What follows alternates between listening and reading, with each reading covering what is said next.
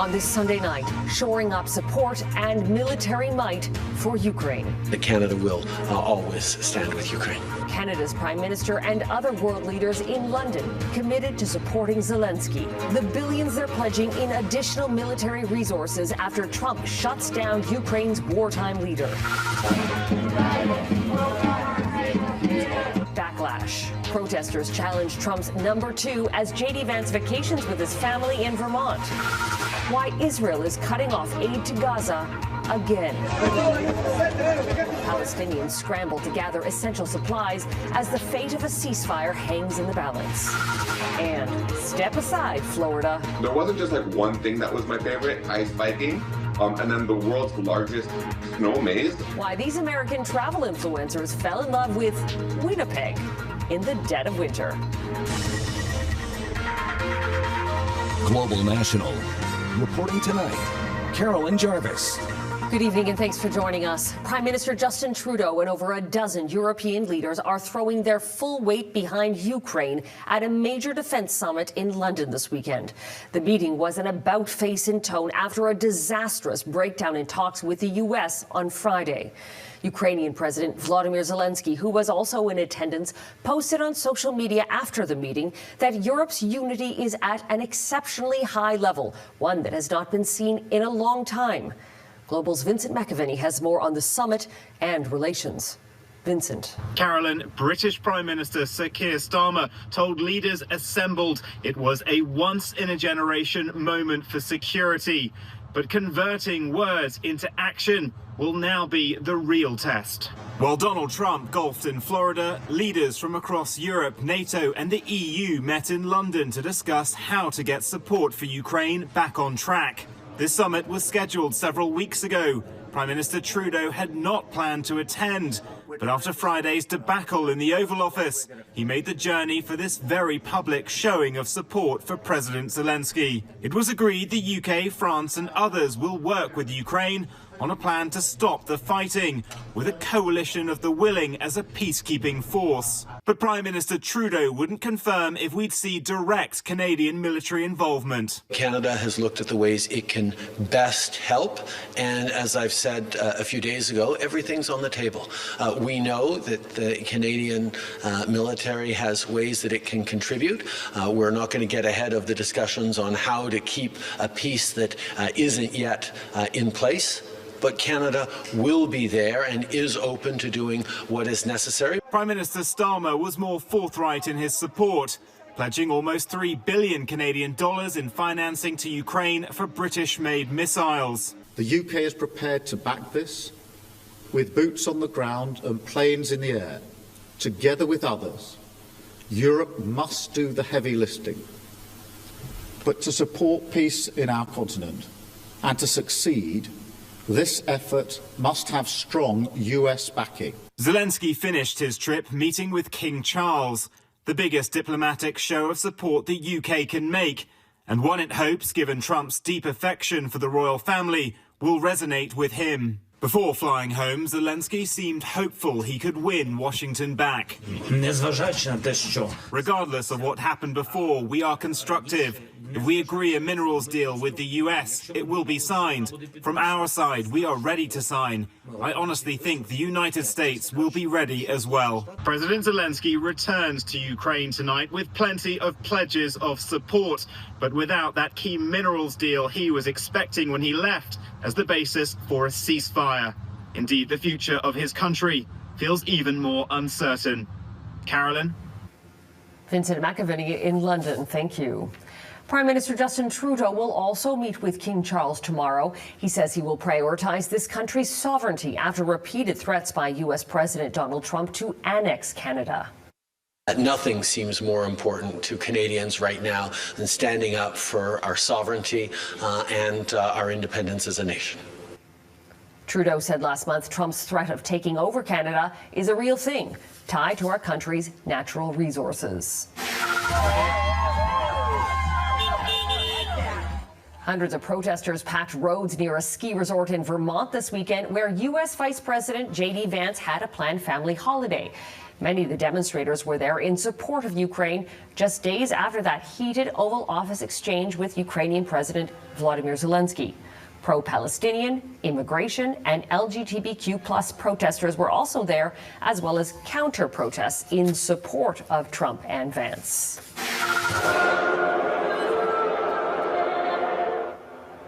And Canadians are still voicing their frustration at the Trump administration. Thousands of people booed the American anthem at a WWE event in Toronto on Saturday. And Canadian actor Mike Myers clapped back at Trump's 51st state threats during an appearance on Saturday Night Live, wearing a Canada is not for sale shirt at the end of the show. There was widespread concern Friday's exchange between Trump and Zelensky indicates a troubling shift in U.S. foreign policy.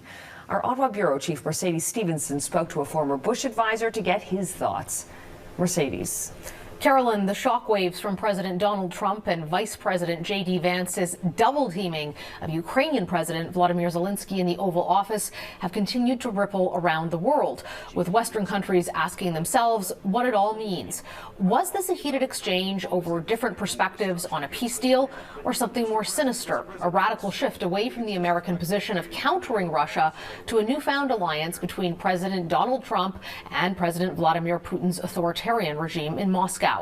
This week on the West Block, we spoke to David Frum, a Republican and a former senior advisor to President George W. Bush.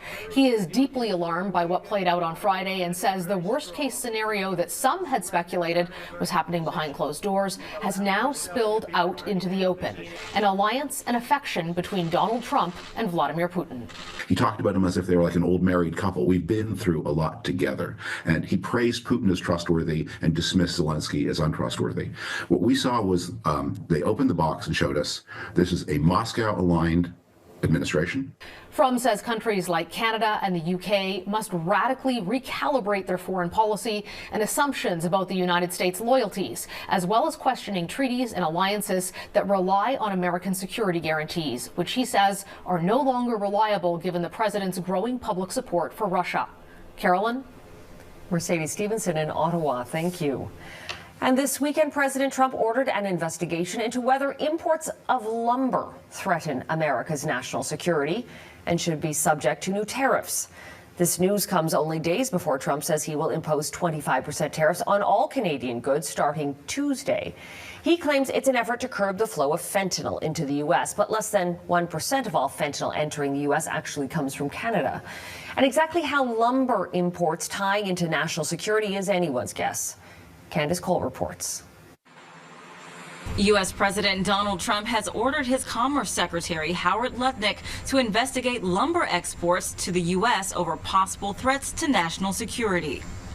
Saturday, Trump signed an executive memorandum outlining the United States policy to ensure a, quote, reliable, secure, and resilient domestic supply of wood materials and counter what Trump is calling, quote, unfair subsidies and foreign government support for foreign timber and lumber. We don't need them to give us lumber.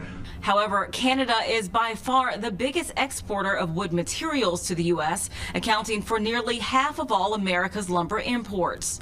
Trump's executive action comes just days before tariffs are set to take effect on non-energy imports from Canada, but it's unclear if they will be at the full 25% rate. There are going to be tariffs on Tuesday on Mexico and Canada. Exactly what they are, we're going to leave that for the president and his team to negotiate. Lutnick will have about 9 months to report back to Trump on whether lumber imports actually pose a national security threat and give recommendations for mitigating potential threats, which could include more tariffs.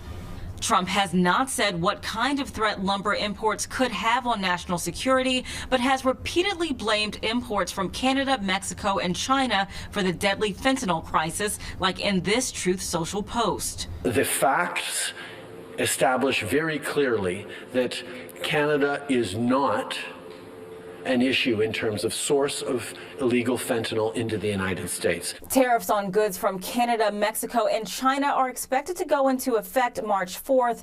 Additional tariffs on Canadian steel and aluminum are set for March 12th. Candice Cole, Global News, Washington. Palestinians in the Gaza Strip are scrambling to get their hands on whatever food they can find. The first phase of a ceasefire agreement between Israel and Hamas brought a surge of humanitarian relief to Gaza, but that's now on hold as Israel once again blocks aid convoys to the region. Nathaniel Dove reports. The trucks carrying aid are blocked because the talks failed. And with fears the ceasefire may be over, Palestinians are saving what they can from the latest shipment. It might be the last for a long time. This man says he's afraid people will starve. The cutoff of aid, as was the siege at the beginning of the war, is a very clear violation of international humanitarian law. A former ambassador tells Global News Israel is backing away from the deal. We agreed to the American proposal to make it longer with 50 days of the Ramadan and Passover. The second phase of the deal should have started this weekend. It would have meant more hostage exchanges and Israel withdrawing its forces from Gaza. Israeli leaders now saying they only want hostages. Hamas calls the new deal blackmail. But Prime Minister Benjamin Netanyahu warns of consequences if they don't get the hostages back. This is fundamentally an Israeli attempt to get out of actually implementing the terms of phase 2. Netanyahu also facing pressure from some hostages' families. The war cannot resume. Holding the humanitarian aid trucks from entering Gaza is also affecting our hostages. Experts warn Netanyahu has different goals. For him, an extension of the war, putting the blame on everybody else but him, is the way to continue. This might actually be the day after, or at least it'll look like this, where you don't have a complete removal of Israeli forces. It is Ramadan, when Muslims fast during the day and feast when the sun sets. These Palestinians are celebrating with what food they have left. They may know, as experts warn, war could again be likely. Nathaniel Dove, Global News, Toronto. We have an update on the health of Pope Francis. The 88-year-old pontiff remained stable overnight and did not need any mechanical ventilation following an isolated breathing crisis on Friday. The Vatican says Pope Francis is resting and took part in Sunday Mass from his hospital bed in Rome. He sent written messages thanking the faithful who gathered outside. Many hope this is a sign the Pope's condition is improving as he recovers from double pneumonia. Doctors again say the Pope's prognosis remains guarded. Roughly 30,000 Toronto City workers could be in a strike position in a week's time. Coming up, what that means for families relying on city-run daycares and camps. That's next. Thousands of parents in Toronto are scrambling to make backup childcare plans in the event city workers decide to strike as early as next weekend. Families were cautioned that if there is a strike, city-operated childcare and rec centers would close, and March break camps will be canceled. Lexi Benedict has the details. Power! Unit! Power! Power! As the deadline to strike a deal approaches, 30,000 city workers are preparing to hit the picket lines. What we're really hoping for is that in the next few days, the city is going to make substantial moves to avert a strike. If that doesn't happen, the union could enter a strike position and the city in a legal lockout as of March 8th at 12:01 a.m. And certainly a strike would be extreme measures, but it's really up to the city at this point how they want to move forward. Union leaders say they haven't heard from the City of Toronto this weekend. Key sticking points remain wages and benefits. On Friday, city officials warned about the potential impacts to public services. Toronto operates 39 childcare centres, all of which would be closed in the event of a work stoppage. The city's rec centres and programming would also be cancelled, and potentially city-run March break camps. I also want to stress, though, that does not mean that labour disruption will occur. We continue to be at the table. While the city is hopeful, the same can't be said for the union. We don't believe there has been substantial movement by the city to try to avoid a strike. But the looming strike has created anxiety for those who rely heavily on these services. It's a little frustrating. I mean, between strikes at schools and strikes in these local unions, there's not much options for kids. My whole week is planned around coming to the gym at the community center. You know, they've got their things that they want to get done, and yeah, we'll just have to brave the cold and go for walks or something like that. With 6 days left until the official strike deadline, the union says they're just hoping a deal with the city can be reached soon. And if not, they are prepared to hit the picket lines. Lexi Benedict, Global News. Ahead, the war overlooked, thousands dead and countless forced from their homes as the fighting rages on in the Democratic Republic of the Congo.